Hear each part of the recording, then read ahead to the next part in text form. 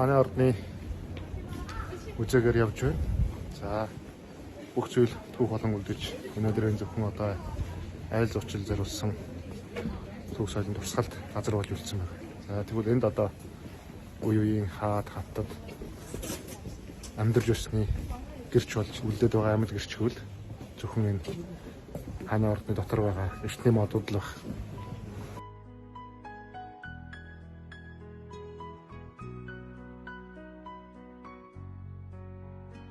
Хааны ордны дотоод цэцэрлэгт байдаг энэ эртний модууд ер нь бол 600-аас 200 жилийн түүхтэй модод байгаа. Энэ бол одоо үеийн хаад хатад энд амьдарч өссөний цор ганц амьд гэрч юм. Жишээлхэд энэ мод ихэд одоо улсын 1-р зэрэглэлийн хамгаалтанд авсан 400 гаруй жилийн түүхтэй мод байгаа. Одоо хэдэн үеийн хааны бас амьд гэрч юм бэ дээ.